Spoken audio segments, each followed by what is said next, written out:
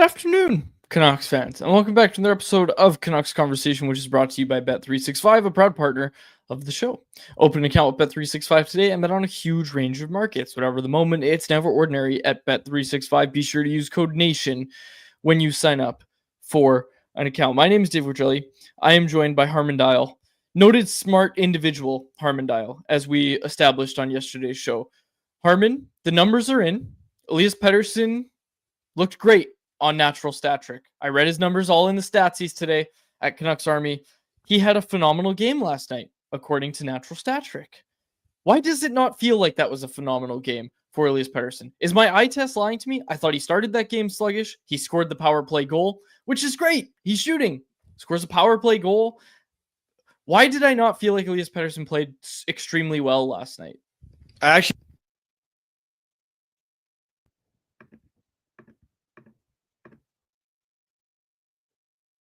We lost Harman twice there. Yeah, he reconnected only to not stay connected. Well, that's getting cut from the pod. That was a trap there. But no, I agree with you in the sense that I don't think Pettersson played poorly necessarily. I thought he was decent, but to me, he wasn't dominating all night the way the underlying numbers kind of suggested there. He was effective, and yeah, the Canucks outshot Montreal 12-1 when he was on the ice at 5-on-5, but how many of those were truly grade A chances? And I know the numbers will say, oh, there are quite a few chances among some of those shots, but watching him play shift by shift didn't feel like that. Now, I'd say he was still one of their best forwards. There are so many other guys on that roster, particularly even on his own line. To me, Brock Besser had an awful game. That was really disappointing. But I tend to agree with you. Pettersson played well, but he wasn't as dominant as the underlying numbers would have suggested there. Yeah, like to me, that game's not even a baseline of that's what you want as the bottom floor of Elias Pettersson's game. I think it was worse than that. And yeah, Really? he should be. I don't think it was worse than that. I think his not last game, the two games before that. Hold on, I got to look at his game log. Excuse me, I should have had this prep. But there were two games, and you'll know this. I was singing his praises for sure and saying, like, okay, this is your baseline. Anaheim and Minnesota. You got to bring. Yeah, that's it. Thank you. Excuse me. So Anaheim, he doesn't pick up a point, but I thought he played really, really well in that game. Minnesota, he just continued to do it. Again, he was shooting a ton in that game. He gets back to shooting last night. He gets 4 shots on goal, which has to be the highest we've seen. Yeah, highest we've seen since January 27th for him when he had 7 against the St. Louis Blues. But I thought those games against Anaheim and Minnesota were good. And here's the thing, Harm. It was all game long against Minnesota and Anaheim that he was consistently good. Whereas this game, I thought there was just, like I said, I thought it was a sluggish start for him in the first period. I don't think he was dominant. I think he had some dominant shifts, but at the end of the day, like your baseline game, you're a star player in the league, or you're supposed to be. And I'm not trying to say, like, it's coming across like I'm criticizing Elias Pettersson a ton. I'm just saying that I thought those games against Minnesota and Anaheim were better, and that's closer to what we want to see from Elias Pettersson at his best. Well, to me, it's not even a case necessarily of was that performance good enough to be the floor level that you expect from him, or did he play well or not? I think it's a continual frustration that the top guys don't have a night where they just take over, like unequivocally dominate, where they put the team on their back all by themselves. You'll have these occasional performances where they play well, but you saw it last night. The Canadiens top line was unstoppable. When has the Canucks top line ever looked unstoppable this season? It was another night where, sure, Pettersson played well individually, but Vancouver's top forwards as a whole again got outplayed by the opposition's top forwards, which has happened countless times this season. You had a great tweet last night. I included it in instant reaction as well. You highlighted that it was another night of the Canucks top forwards just outplayed by the opposition's best. I want to talk about that top line on Montreal. Thank God Lane Hutson didn't have a spectacular game, or we'd be hearing about it right now from technical producer Jacob Lazar. But man, that top line, and I've watched, this is probably the most Habs game I've ever watched in a season. That top line is really, really good. Really liking what I saw from that. And again, last night was really, really solid. I think that was the best I've seen them. I'm not sure if that was the best game they've had all year, but I have watched a few Habs games this year, and I've never seen them take over a game quite like that. I thought that trio was phenomenal last night. Oh, and Harm's mic goes again. Okay, here's the thing. We just got to get Harman a new mic. That's what has to happen. Yeah. We get him a mic stand. We got to do something about this. This is crazy. What I will say is about that Habs top line is like Nick Suzuki looked so good. And when you talk about like that 80 to 90 point, really solid two-way center, that's Nick Suzuki. And like, to your point, Quads, like the numbers said Elias Pettersson had a really fantastic game last night. He was not the best center on the ice, and wasn't even close when you compare him to what Nick Suzuki looked like. That's a good way to put it. LC250 said Cole Caulfield was mediocre against EP40. Tocchet's answer to the top line is EP40, but he did not realize that. Yeah, we have Harman again, right? Can Harman hear us? Okay, we'll see how long for. But what did you think of the matchups last night? Like how Tocchet with last change decided to deploy his guys. Probably should have turned to EP40 as the game sort of went on, and you realize that you don't really have an answer for that Suzuki line. But having said that, you can also kind of understand from the coach's perspective where you had Pettersson out there for one shift against that line and they got scored on. So are you immediately thinking that this is the line that in the one shift they had head-to-head get scored on? Like that's going to be the answer.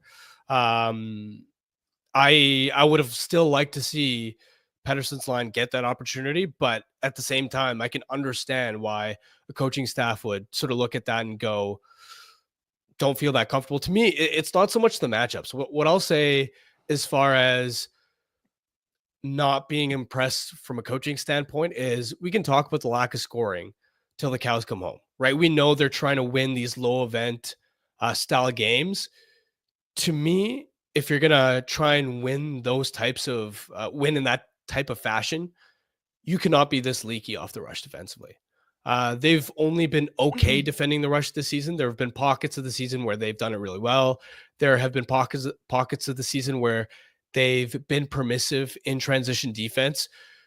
Last night's game was disappointing because it would feel like the Canucks, especially in the first period, would control possession in the offensive end, wear the Habs down a little bit, generate some shots and chances, change of possession, and the Habs would consistently find a way on the counterattack to get behind Vancouver's defensemen. And it wasn't just that top line that was able to do it. I noted at least a couple of other examples in the first period where the Habs generated grade A chances because their forwards were able to use their speed to get behind Vancouver's defense.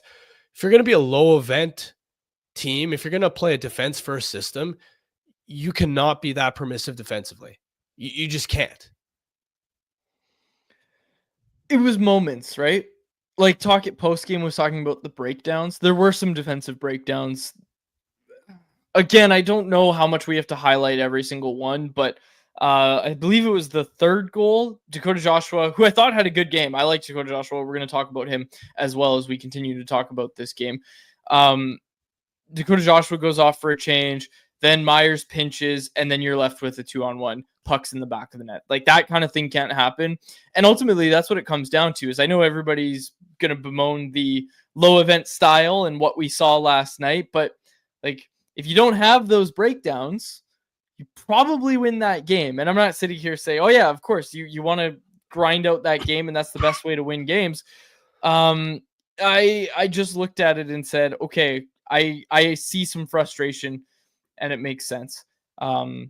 It makes sense that there's frustration from both the coach and of course the fan base is getting pretty frustrated as well. The other thing I'll say is, was there an element of them getting reverse PDO'd in the first period? Yeah. I mean, that Joshua chance, which looked like it mostly crossed the line, but apparently didn't fully cross the line. I didn't think it did. I thought I agree with you. I don't think it fully crossed the line. I'm just saying apparently because I mean, not like we have 4K screenshots to sort of look and dissect that.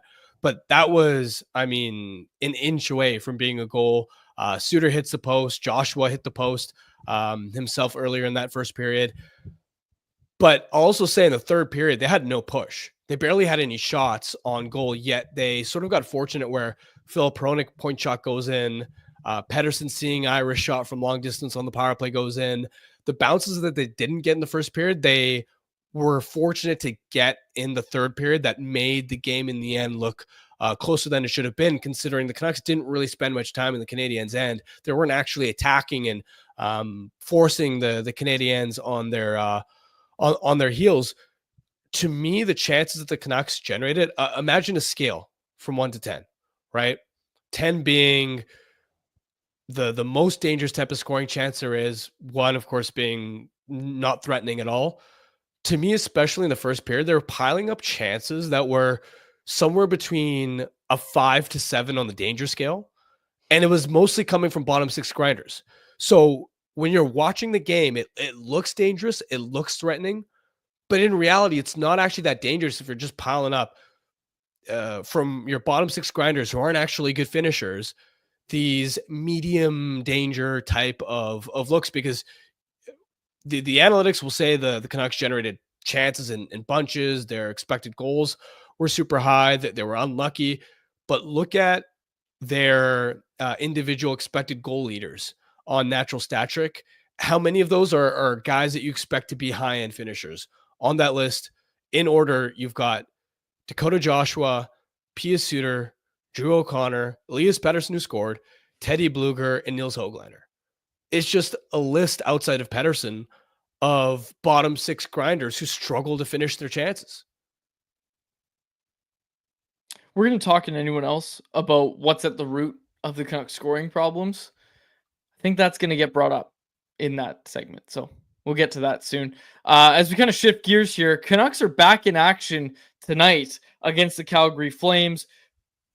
We don't know who the starter for this game is. It might be Kevin Lankinen. It might be Artur Shilovs. Kevin Lankinen goes out for the third period with the Canucks down 3-0. And I think it kind of lost some momentum post-game, and I don't even think Tocchet was asked about it, probably because the Canucks came in really close. But I think it would have been appropriate to ask, just what went into the thought process, or was there any question in your mind if it was going to be Lankinen going out for the third?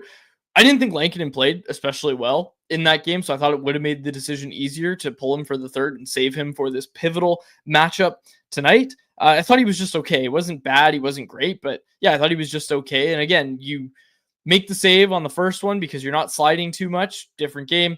You set your feet properly on the second one and you don't get beat far side on the rush. Different game. So again, not to just sit here and say everything's Kevin Lankinen's fault, because it certainly isn't. It was just, I thought the decision might be a bit easier given that he wasn't really good on the first 2 goals, I thought. But anyways, we'll see who it is tonight when the Canucks take on the Flames. We'll get to that later. Let's bring in Ryan Pike, the managing editor of Flames Nation, who's brought to you by Pacific Toyota Dealers, who want to tell you about the 100% electric Toyota BZ4X. The BZ4X is backed by the peace of mind that comes with knowing you're driving a Toyota. When you choose the BZ4X, you can get $6,500 in rebates and incentives, and now you can finance the 2025 BZ4X from 3.29% APR for 36 months. Visit shoptoyota.ca or your local Pacific Toyota dealer today. And don't forget about that contest, the grand prize of which includes 2 tickets to the Konica Minolta Champions Club at Rogers Arena for the April 6th game between the Canucks and Golden Knights, along with 2 Canucks jerseys. If you want to win, all you have to do is check out the link in our episode description or follow Toyota Pacific on Instagram and Facebook at Toyota Pacific for your chance to enter. Contest is open only to residents of BC and Yukon who are of the age of majority. We go to a place now where the age of majority is 18. I don't know if that's the same thing.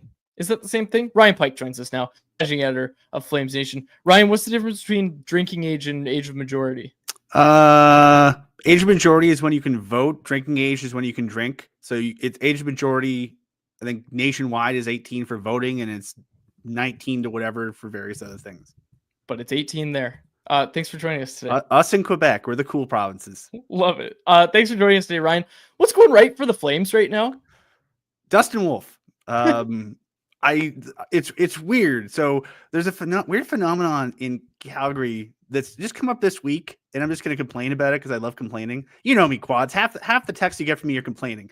So the Calgary Flames are a team that has long been defined by their goaltenders. You know, the previous era, the Flames had Mika Kiprusoff and, a guy that could score hundreds of goals named Jerome McGinley. The current Calgary Flames team doesn't have a Jerome McGinley. So they basically have to play a goalie-centric style.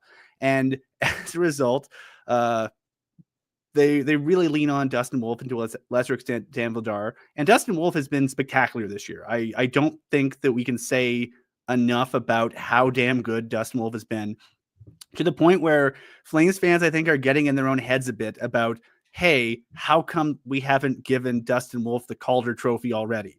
And the answer is generally some version of, there's 20 games left, and I don't know, there's other good players, but this came up. You guys just saw Montreal. We just saw Montreal. I don't think it's unfair to say that young defenseman they have there is very, very good. And it's very difficult to compare goaltender and skater accomplishments. So I don't know what the ideal way of doing that is, but I don't know. Dustin Wolf is the short answer, though. Dustin Wolf has been, the Flames have had Dustin Wolf in their system for 5 years. The first 4 years he was in the system, he won the Goalie of the Year award in the league he was in. And, year 4, he was also the most valuable player in the American League. Last year, he was sort of back and forth because of injuries for the various Flames goaltenders. This year, he was given every chance to become the starting goalie, and he has become precisely what he's been in other levels of hockey. And because of that, instead of talking about, instead of me coming in here and saying, man, Stephen Ellis says this top 10 player in the draft class could become a Calgary Flame, we're talking about the Flames playing the Canucks 20 games away from the end of the season. And one of these teams could, get on the playoff hunt with this. It's weird, eh? What's your confidence level that the Flames have enough besides Wolf to squeak into the playoffs? Now, I don't think they need much considering the level that he's playing at. He could forget the Calder. He could arguably be in the Vezina conversation behind Hellebuck and Logan Thompson. But still, it can't just be one guy who does it all. Do you think they have enough? What's your confidence level? I'm going to say like a 7.5. I'll say this for the Flames. They know what they are. I don't think anyone would look at the Flames roster and say, hot damn, that's a high octane offensive team.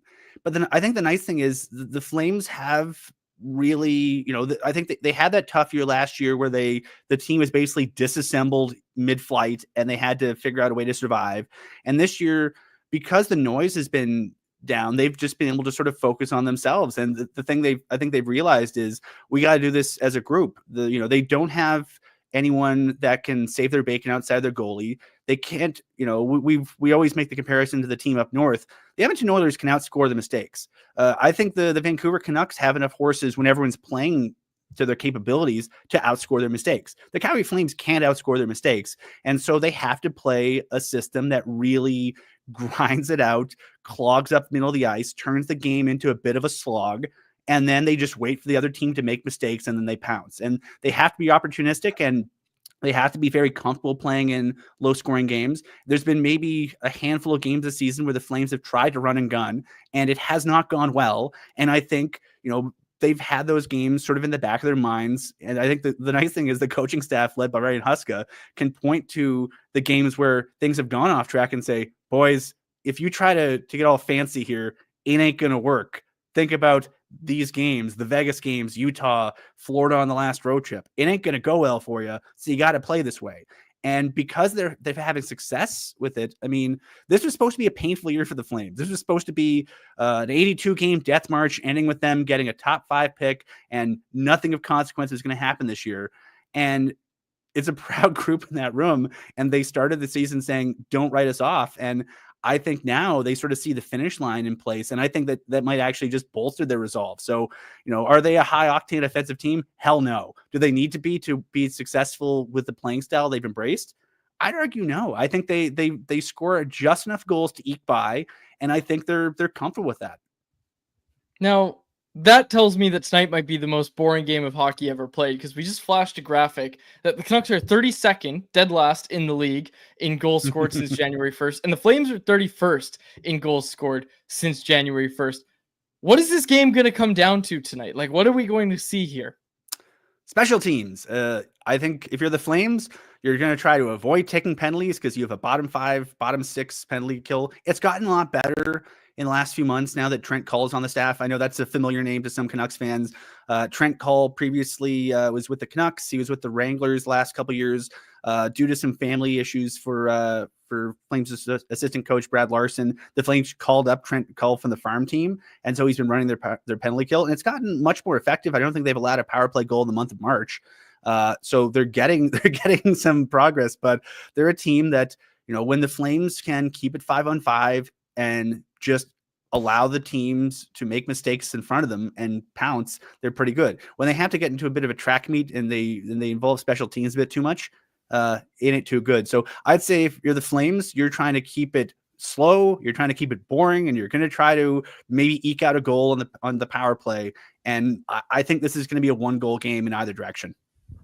How Farabee and Frost look since being acquired from Philadelphia? Does either one of them look like a legit find, a legit diamond in the rough?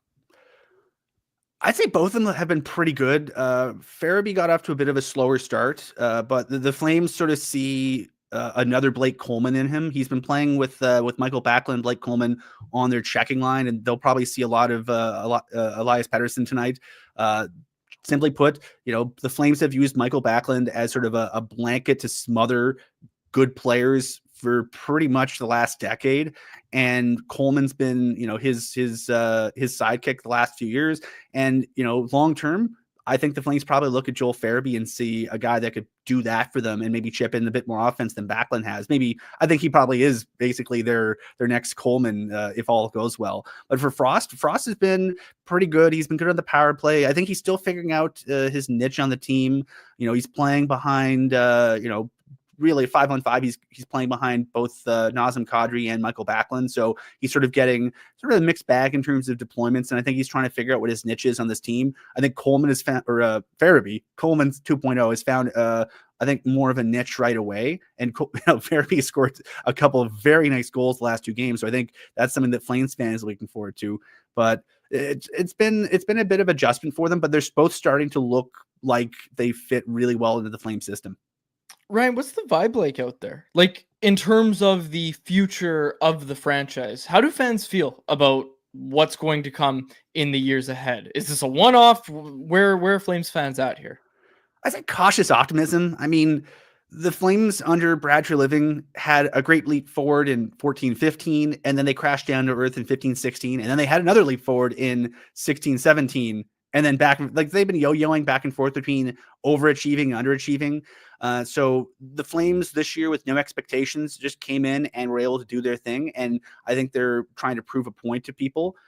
Next year, though, like even if the Flames don't make the playoffs this year, next year the expectation will be, okay, can you take a step forward? Even if it's not a big step. And, I think if Flames fans are surprised in a positive way that the team is in the mix, I think they're pretty excited that this thing is coming together quicker than anticipated. But I think, in the market, there's also sort of a bit of long-term thinking of, all right, well, hopefully this leap forward doesn't come at the expense of, being able to build a contender the next 3-4 years.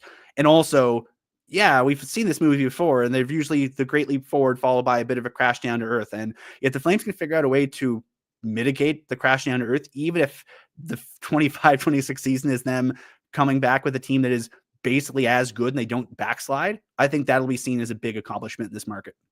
Ryan, love it. Thanks so much for joining us. People can check out your stuff at flamesnation.ca. Thanks for doing this. Well, see you guys. There he is, Ryan Pike, managing editor of flamesnation.ca. Also just does an absolutely phenomenal job covering the Calgary Flames. Make sure you also follow him on Twitter as well. Okay, Harm, tonight's game, we just talked about it. Low-scoring affair, it sure looks like. I'm curious what your thoughts on tonight's game are. Is it really just going to come down to special teams? Because I think goaltending is also going to play a big role tonight. Goaltending is going to be huge, and to me, you have to start Kevin Langton. You have to. I don't care if there's some level of question mark you might have around fatigue. You cannot throw Artur Shilovs with his 1-8-1 record this season. You cannot trot him out there in the biggest game of the season. I would rather live and die by my best players. Ice the best roster possible. This is the biggest game of the year. Back your guy. I do not want to see Artur Shilovs in that tonight. And if he does go in net, then that to me is a gross miscalculation by the coaching staff to trot Lankinen out on the first leg of the back-to-back when you know that tonight's game is significantly more important than last night's because of the head-to-head component. Okay, so we talked last night, or yesterday, I should say, about the Canucks playoff odds if they lost to the Montreal Canadiens in regulation, which, as you heard earlier, they did. The Canucks currently sit not in a great spot, but tonight has big implications, as you would know. This is from Noah Strang again. He got these numbers from moneypuck.com, but he packaged them up. Excuse me. If the Canucks beat the Flames, their playoff odds are going to jump 9.3%, all the way to 33.6% to make the playoffs. But if they lose to the Flames, the Canucks playoff odds drop 8.3% to 16.1% chance of making the playoffs. Weren't they at 50 like a week ago? What happened here? What's going on? Are we watching this slip away in real time, Harm? Well, I think part of it too is Money Puck is a little too low in my mind on the Canucks. If you look at the athletics model from Don Lucian, Vancouver is currently at 44% odds. There you now, go. I don't know the swing. More. I like those more. I don't know the swing of if they beat Calgary versus if they lose, how dramatically those odds will change. We'll see tomorrow morning, but they're still right around there. And to me, the big X factor too is Quinn Hughes, right? Mm-hmm. It sounded like Rick Tocchet last night was suggesting that Hughes would travel. I'm really curious to see. This is a guy who, as of yesterday, was in a non-contact jersey. How many minutes does he get? Does he actually play? What does he look like? And not just for tonight, but down the stretches as well, because we know how starved this team is for offense and how meaningful Quinn has been to this team. If he's even operating at 80% of his usual capacity for the final, let's call it 15 games of the season, even, that gives the Canucks a significant boost. But in having said that, boy, if they lose tonight and they're 3 points back with an extra game played, you don't have a lot of runway to make those points back up. Yeah, I'm getting nervous about the Pirate Pack bet. I forgot about that. Yeah. I want to give you a Pirate Pack. I want the Canucks to make the playoffs. This has become way too close. Even if I win this, you were more right than I was. Touchdown, Calgary Flames hockey team. It's nice to hear you say that because I made that proclamation after 5 straight wins and then they lost 3 straight, but I had already hitched my wagon. Honestly, though, this is such a mid-off. Can I just say that too? Oh, yeah, absolutely. Where I understand huge stakes, but it's the showdown between Calgary isn't just 31st in goals since Jan 1. You look at the season as a whole, they're the lowest scoring team in the NHL. They are a one-man team with Dustin Wolf. And then you got the Canucks who are a one-man team with Quinn Hughes.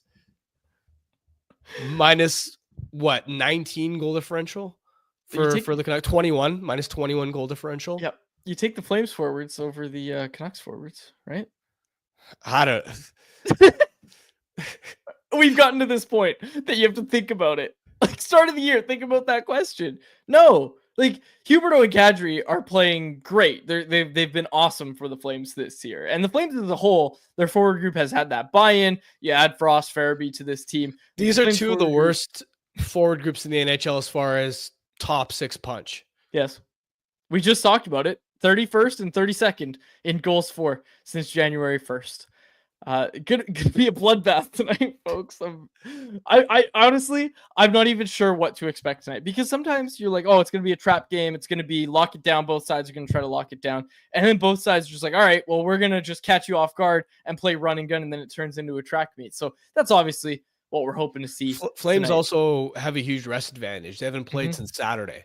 Yeah. Whereas the Canucks just played last night. They also played on, I believe it was Sunday, right?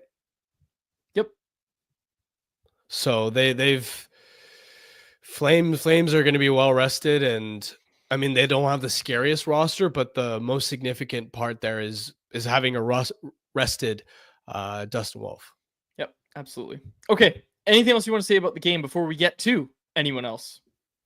Nope. Then let's do it. Let's get to anyone else, which is brought to you by our friends over at Greta Bar YVR, the home of our electric watch parties. Greta's a great spot for all games, home and away. Conveniently located just minutes from the arena, make Greta your pre, post, or main spot to chill next time you're downtown. With drinks, the iconic street food menu, and of course the arcade games, head on down to Greta today. 50 West Cordova Street is the address. Let the games begin. All right. Anyone else? Let's see what's in the chat. Crazy123 is saying 2 of the worst offensive teams collide tonight with Vancouver and Calgary. Over under on goals scored. That's going to be my bet of the day, is taking the under on goals. And I'll tell you right now, the current line on Bet365 is 5.5. That's so low. That's Yeah. so low. They have alternative lines as well. But yeah, the current line is 5.5, which is very, very low for a hockey game. You know what though? When 2 low scoring sides meet, sometimes it's over. I'm gonna go for the over. If it's 5.5, I'm probably gonna take the over, which is probably at plus odds, right, Jacob? That would be the less popular pick.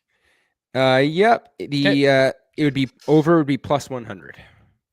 Nick Hill last night had a great tweet after Oh yeah, loss to the Canadiens. The Save on Foods, of course, has that promo where if one player on the Canucks scores 5 goals in a single game, there will be a recipient winning $1 million. He tweeted, "Save on Food should give $1 million to someone if the entire Canucks team scores 5 goals in a game." they should. They should. They absolutely should. Didn't players get pretty close to that during the Boudreau era? Wasn't there like 2 games where a Canucks scored 4 goals? I'm pretty sure there was. Jacob, do you remember this? I don't, but I'm pretty sure if someone gets to 4 goals, they give away $100,000. Yes. So I believe Brock Yeah. Besser won someone $100,000. I believe someone checked that, but I'm pretty sure they got to 4 goals a few times during the Boudreau era. Of course, they lost the games like 6-5, but they Just still pulling it up on StatMuse. So Besser did it on the 11th of October, 2023 against the Oilers. But it doesn't look like Tocchet would have been the coach in 2023. Yeah, that was Yeah. last season. That was last season. That was the only time it happened since 2004 when Daniel Sedin did it. Explain that to me then, because Tocchet doesn't like when his players score goals, is what the whole chat's saying right now. Mm-hmm. It's only happened 4 times in this century. 2 by Marcus Naslund, 1 by Daniel Sedin, 1 by Brock Besser. And then when you go back into the 90s and 80s, happened a little more often. But still a pretty rare occurrence to even get to 4 goals. Let's talk about Rick Tocchet in all seriousness. And obviously I'm making fun when I say, oh, the chat says Rick Tocchet doesn't like when his players score goals. It's been boring, Harm. It's been boring. And I like people are really upset about it. People are really upset about when you bring up Rick Tocchet right now. What's at the core of the Canucks struggles to score? How much of it is Tocchet? How much of it comes down to just you need more from your top guys? It's a mix, right? The forward group right now is just littered with middle 6 guys. They don't have any first liners. Who on this roster right now would be a first line player in a good team? Not Elias Pettersson. Definitely not Brock Besser right now, the way he's playing. Not Jake DeBrusk. Not Connor Garland. They don't have any speedy players who can drive zone entries besides Filipino, who is a third line player on a contending team. So that's one factor. I think when you look at their scoring issues lately, I think there is some element of they've been a bit unlucky. They've been shooting just 6.4% at 5-on-5 since Jan 1, which ranks 31st in the NHL. We know what shooting percentage efficiency can do as far as influencing our perception of how potent an offense is. So they've been a bit unlucky, but we all know they don't generate enough shots and chances in the first place. So you can't just chalk it up to, oh, they're not getting the bounces. When you look at the lack of rush offense they generate, they've consistently been one of the worst teams in the NHL. And that goes back for several years. That was true even in the Travis Green days, where they just can't create a lot in transition offense. They don't have a quick counterattack the way the Canadiens did, for example. What I don't like about the Canucks offensive attack, that this is where I believe the coaching staff has some control, and where I don't think they've made enough adjustments, is their in zone attack. I've made the point many times before. This team will win a puck down low to high, point to point, and just spamming point shots. There's not enough east-west movement. Very rarely do the defensemen move off the puck. And what I notice sometimes is the forwards. How many times does this post-game talk about we need guys fighting for rebounds to get to the inside? It seems like sometimes the forwards are so preoccupied with crashing the net, and they're all three of them are down low, to where the defensemen have no choice but to take these point shots, because there's rarely a forward ever coming high in the offensive zone to help make a play, to help create a little bit of a give and go. Because think about it, you get the puck at the point as a defenseman, you got three forwards who are all down low crashing the net. You've got no passing options to a certain extent. And that's where occasionally I'd like to see a forward sort of come high in the zone, implement some of those give and goes, get the D moving. That's like what Forbert did. Like what Derek literally did. So that's in the in zone attack, and how basic it is, how much movement we don't see enough of. That, I think, is not a good look strategically. Do you know who the forwards come high for? Quinn Hughes. So I hope Quinn Hughes plays tonight. And we're at the point of the season now where we're saying, why can't you be more like Derek Forbert in the offensive zone? That's what we just got to. We just got to the point of the season where we say, why can't you be more like Derek Forbert? Well, he also did it once. You still did it. That's once more than a lot of these guys. True. Okay, this is a good one from Claire. She said, better question to ask is who isn't responsible for this mess. It seems to me everyone, players and management, share some blame for the on-ice product. That's absolutely true. If we had a pie chart, it'd be fun to kind of break that down of like what percentage of this is on the players. And I think if I had a pie chart, Jacob, give me a pie chart. I would put the players having the biggest piece of that pie. And then I would probably do management next, because look, like we saw Rick Tocchet do it last season with this team. We saw them perform quite well. And I would still have Tocchet on that pie chart. And I'm not saying I would give him a 3%, 5% sliver of it. He'd be more than that on the pie chart. Actually, let me do this. Let me workshop this. How do you do a pie chart? Jacob, show me my pie chart here. I will make a pie chart for you. Just tell me what percentages you want. Well, Harman's going to be a part of this as well. So I have my circle, because that's how you do a pie chart. I remember school. And I'd probably put like, I don't know, 30, 40% on the players. Does that make sense? No, let's do 40 on the players. 40% is players, because we've seen them struggle and this is a blip, right? The other part of it is management, because they're responsible for getting the players together. But we can't ignore the fact that Pettersson is a big part of the player group, and he hasn't performed well enough this season. Harman, can you hear me? Because we're putting together a pie chart. All right, so I got 40% on the players, 30% on management. What does that leave me with? 20? Yeah, right? 40? 30. It leaves you with 30. You said 30. 40, 30. Yeah, 30. Okay, then I want to do 35 management, 25 Tocchet. That's All my right. pie chart. That's the official Canucks I think Convo. that's around fair, yeah. That's the official Canucks Convo pie chart of who's to blame for the Canucks season. Jacob, pull it up. I will have it in about 2 seconds. Nice. It didn't like it when I tried to export. It's okay. I got it. Are you drawing it? You're gonna. Yeah, I'll show everyone. I'll show everyone my pretty picture. Hang on. Photoshop is Quads' passion. Boom. Done. Can't beat that. See, I beat That is one ugly circle. I beat your fancy stupid computer, Jacob. Yeah. AI will never replace me. One of a kind. But seriously, like that does seem like a fair split of the blame. And I like that Claire brought that up. That Claire, and I know Claire didn't ask us to make a pie chart, but we did. And I think that's a fair split of the blame. Yeah, I'm with you. All right. Jacob, clip that. See what we can do if we can put that together. Bonus points if you get me holding up the pie chart. Horribly drawn circle, though, I will say. Ed said, "Is that pie chart to scale?" It is not. I actually, as I was drawing it, I was like, I don't know which of these is 40 and which of these is 35%. Oh, Jacob got a better one. There you go. It's an actual pie chart that's been properly scaled. So there you go. Kevin Smelter Music. Super chat. Thanks for the super chat. Proceeds from our super chats, of course, go to the BC Mental Health Foundation. He said, my blame pie chart, 25%, 15% management, 10% coaching, and 50% Canucks Army. Yeah, it's all our fault. I'm not gonna. There's some pivot jokes that I could make, but I'm gonna take the high road here, and I'm not gonna make any jokes. But I've heard there's other people out there that have a similar looking pie chart for the blame for what's gone wrong for the Canucks. Anyways, okay. Is there anything else that you wanted to get to? What else is in the chat? That's what I'm trying to find. Oh, here's one from Crazy123. Again, another good contribution from this person, regular listener to the show. He said, is Tocchet's constant line juggling a contributing factor to this team's struggling offense? There just doesn't seem to be any chemistry out there.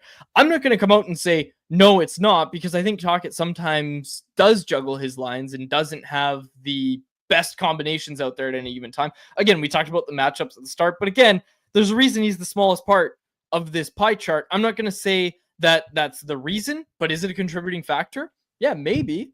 But I'd also say, like, go ahead, give me your best line combos. What chemistry is there? And I'm not sure if you saw this. There was a guy on Twitter that bought an ad. He bought an ad on Twitter where he just said, these are the best Canucks lines. I'm scrolling my feed and it came up as an ad and it was just some guy tweeting, these are the best Canucks lines. I love it. You want to get your opinion out there? You can hit us with a super chat, or of course you could go buy a Twitter ad, because that's what someone did. They took out an ad. I'm just imagining if someone had like a billboard of like Canucks line rushes on the side of the highway. Someone gets a bunch of planes all with banners and it's just each banner is a different line. We've seen those in this city, but that'd be great if you had line rushes on a banner. That'd be really good. The problem is, because none of these lines have built chemistry or look good together, I almost can't fault the coaching staff for trying to juggle something to find something that works. Because what's the alternative? You keep rolling with lines that don't work, and then people blame you for not adjusting. I like Nils Höglander's game last night, and I think Rick Tocchet really did too. He actually talked about him post-game, and he bumped Höglander up. Did you catch this? That Höglander was part of that line juggling, that it was like, okay, we're back to, and I'm not sure if everybody will remember this because of how deep in the doghouse Höglander is, but do you remember when Rick Tocchet first got here? Even last season, there were times where he would use Höglander as like an energy guy. He would call him an Energizer bunny and say he can be a buzzsaw. He can be a spark plug of, this line's not going, well, we just put Höglander on the wing, and now that line's going. Like, there was a time when Nils Höglander was that well regarded by this head coach, and he heaped a lot of praise on Höglander last night. And that's the thing is, ultimately, I know people are sitting there saying, oh, well, it's all Tocchet's fault. Höglander hasn't scored as much this season, but like at the end of the day, Höglander's work rate has been so noticeable lately, and he's being rewarded accordingly. I'd probably like to see him be used even more, but I've really liked what I've seen from Nils Höglander, and that included last night. He's played really well since really Jan 1, but I am getting a little bit frustrated at the lack of finishing. That's the final piece of the puzzle, especially if he wants to stick in a consistent top 6, top 9 role and have increased minutes. Is he's just got to bury some of his chances. I had this play jotted down, but a minute into the second period, he had a grade A chance, point blank, where he got stopped. And it feels like there's been a lot of those types of plays where he's driving possession. Yeah, he's involved in creating shots and chances, but you've got to bury down and help this team actually manufacture goals. So, yeah, I agree. Playing well, but man, he's got to hunker down on some of his chances and find a way to actually land on the score sheet with goals too. Final two guys I want to talk about today.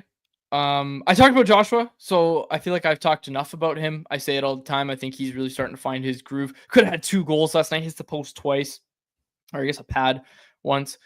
Brock Besser and Jake DeBrusk, part of that call-out group. And I said off the top that I didn't think Elias Pettersson had that great of a game. I know the numbers looked great, and he scored a power play goal, but didn't like what I saw from Brock Besser or Jake DeBrusk. At least I like the process somewhat for Elias Pettersson, even if it was a bit spotty and it wasn't super consistent. Brock Besser looked like he's skating in quicksand once again. He looks completely neutralized without JT Miller. And here's something that got brought up. There's contrary reporting out there, which is fine, that the Canucks didn't get offered a first-round pick for Brock Besser. I'm confident in my report that they did get offered a first-round pick for Brock Besser, so I'm not going to rehash all that. But even if you're sitting there and saying, no, it was only a second, okay, take the second for Brock Besser. If you know you're not going to extend him, take the second. That's why this conversation of what did they get offered at the deadline, at the end of the day, it doesn't really matter. Because if they got offered a second, which even if you're the biggest doubter of whatever, they got offered a second, okay? Take the second. Like, that's an asset that's going to help you fix this team. I said it before, and this isn't revisionist history. I said it before the deadline, in the weeks leading up to the deadline, that Brock Besser is not helping you win games right now, and that is hardly the fault of Brock Besser. He's a more of a passenger player. He needs to be put with a really good center, and he doesn't have that right now. He looks completely neutralized. He looks like he's skating in quicksand. It was a mistake to keep him through the deadline, not revisionist history that I'm saying this. I don't care if you believe me that they got offered a first-round pick. If you want to say they didn't get offered one and they only got a second or they only got whatever, fine, take the deal. If you're not going to sign him, take the deal. It's going to be such a bad look on this organization if they don't get Brock Besser signed. But I will say this positively about management. Do you think there's any sense of doubt, Brock Besser's camp, that if he hits free agency, that teams are going to see this final stretch of the season and him without JT Miller and say, ooh, we don't know if we want to give you as much as we were before? Do you think there's anything there and that Brock Besser comes back to the Canucks and says, okay, I will sign for what you're offering me? Might be a chance. I mean, this isn't helping Besser's case. Every player wants to have a huge platform year to have the positive momentum and some sense of leverage heading into free agency. This has been a costly stretch for him. And last night, it wasn't just that he looks like he's skating in quicksand. It was defensively managing the puck. He had the turnover leading to one of the Canadiens' goals. But not just that moment. There were other times in the defensive zone where he was giving pucks away. It just felt like plays were constantly dying on his stick, which includes the power play. There was a moment on, I believe it was maybe their second period power play, where the Canucks had worked the puck down low. Besser had it around the goal line. It was a semi-threatening looking play. Besser had multiple options. He threw the puck into the slot in traffic, wasn't able to connect on that tape-to-tape pass. It led to the puck sort of pinballing around. Canadiens clear it. It was like that. That's a sign for when Besser's really not feeling it. It's not just that he looks slow. It's that when he has the puck, he starts turning it over a lot. Yep. Yeah, exactly. And people in the chat, I replied to one. People in the chat are like, well, how are you going to replace Brock Besser's production? I could replace Brock Besser's production right now. Put me out there. I can't skate backwards, probably lose a lot of puck battles, but like I could replace Brock Besser's production right now. Like, what are we talking about? This is what it comes down to, is that Brock Besser's pretty ineffective without JT Miller on this team. And I love Brock Besser, the person. And I also really like Brock Besser, the player. Let's not get that confused. I do really like Brock Besser, the player. But when he doesn't have anyone to play with, which this team knew he wouldn't, he's pretty ineffective. So again, I don't want to keep rehashing this. I really do like Brock. I do. I know it doesn't sound like it, but I do really like Brock. And I'm just saying, if they knew they weren't going to get him signed, and I'm repeating myself, said this in the 2 weeks leading up to the deadline, said it on deadline day, if they weren't going to be able to get him signed, and they know they're not going to be able to get him signed, moving on from him, no matter what the price was, really, is the right move. Now, here's something else. If the Canucks win this game of chicken with Brock Besser, for the reasons that we just outlined, of like, okay, well, he's not doing himself any favors heading into free agency here. If they win this game of chicken, I'll buy Patrick Allvin a pirate pack. I will. Like, I'll do a pirate pack bet with Patrick Allvin. He won't know what's going on. There's just going to be a pirate pack on his desk one day. I'll launder the pirate pack through Faber, because I know where Faber lives and I can get it to him and just say, hey, bring this into the office.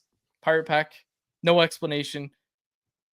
They'll I'll chip in. Instead of 2 pirate packs, we'll upgrade a little bit on the quality of the cuisine. Okay. We're talking legendary burgers now, are we? I was thinking more different restaurant, but Greta Smash Burger. There you go. yeah, sure. There you go. Okay. Last thing I wanted to bring up. The empty netter last night. Don't need to get into it too much, but I was literally sitting there. What are you about to say? You know exactly what I'm about to say. Filip Hronek's played great, okay? There were 2 chances to just circle back. There's no pressure coming at him. There's there's some pressure. There's hardly any pressure coming at him, okay? And I know you're never going to dump it back and go retrieve it when you have the net pulled. Or excuse me, when you have the goalie pulled and you have the extra attacker out.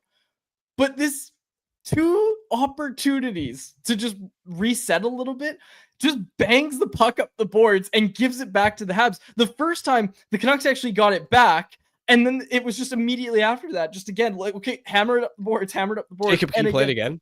He's looking for Connor Garland on the play. You'll see this. He's looking for Connor Garland on the play. On the second, this is the second one, so it doesn't show the first one, but this is the second one. He's looking for Connor Garland. Garland misses the puck. It goes to Mike Matheson, who buries the empty netter. But it was 2 chances. You had Pettersson rotating back. You could have passed the puck back to Pettersson. And I know that's not always play with the empty netters before the coaches start coming after me in the chat here. I know that's not always the play, but you didn't really have an option. Like, Garland was under pressure in the neutral zone. He misses the pass, and then it's back on the Habs stick. Like, that was 2 times in a row, and we don't have the clip of the first one, but you have to believe me that immediately before that Hronek play, and I'm not blaming this on Filip Hronek, immediately before that, it was another one where the Canucks just bang the puck up the wall and no winger goes and wins the puck battle. The whole point of dump and chase is A, get the puck in deep.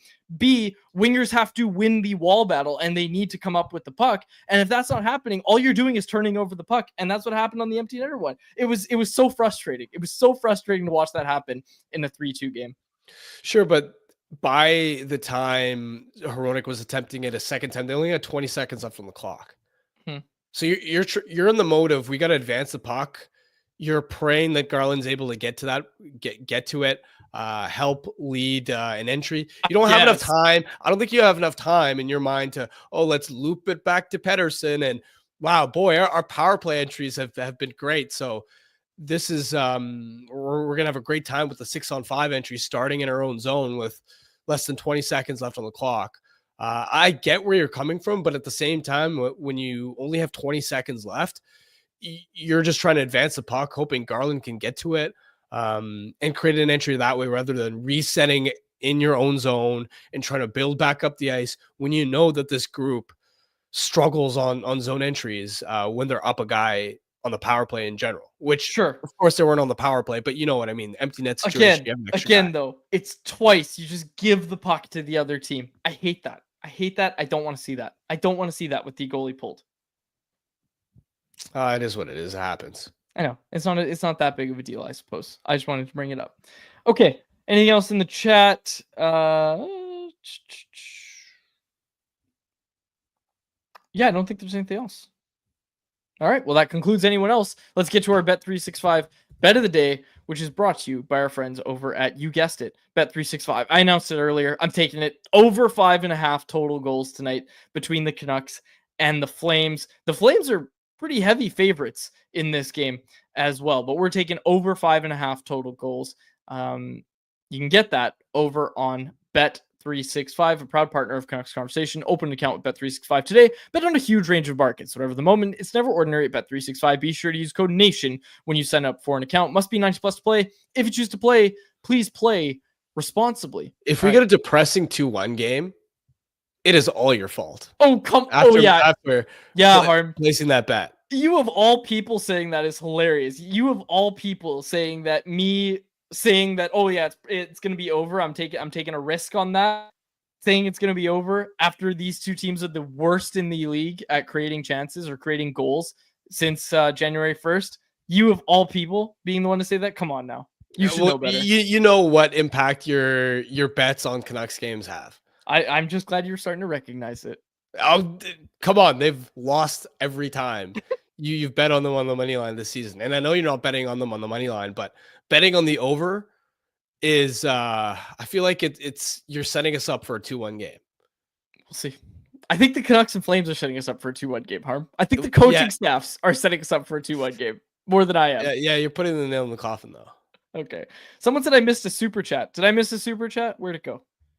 Yeah, the first one from Kevin Smeltzer. He said, okay, we'll close to this. He said, after Vancouver loses to Calgary tonight, not very positive of you, Kevin. He said, and to Chicago and Utah on the weekend, how confident will you guys be that they're still definitely making the playoffs? Not very. And we explored this over at CanucksArmy.com. It's a good chance for me to redirect everybody there as we close out today's show. Stephane Roger wrote it just about how low can the Canucks go in the standings. And really, he was looking at the team tank perspective of, oh no, how bad could it possibly get for the Canucks? Like how low? Because we talked about they got to go 12-6 to finish with 93 points or something like that. I think. Yeah. Here you go. It's up on screen. 12-6. Wow, Jacob's quick with it. This is why I tell Jacob to get stuff up quick, because he knows he's quick. 10-8 is going to get them to 89 points. Probably not enough. This is from Jeff Pettersson. 11-7 is going to get them 91 points. Maybe enough. And 12-6 is going to get them to 93 points, which is probably enough to make the playoffs. So there's your answer, Kevin. Thanks for the super chat. Of course, the proceeds of that will go to the BC Mental Health Foundation. We'll wrap it up there. For my co-host Harman and our technical producer Jacob Lazar, our thanks again to Ryan Pike for joining today's show. My name is Dave Rogelli. Thanks so much for this episode of Canucks Conversation. Canucks Conversation is live Monday through Friday, every weekday at 2 p.m. over on the Canucks Army YouTube channel. Make sure you like, subscribe, and interact in the YouTube live chat every day with us, folks.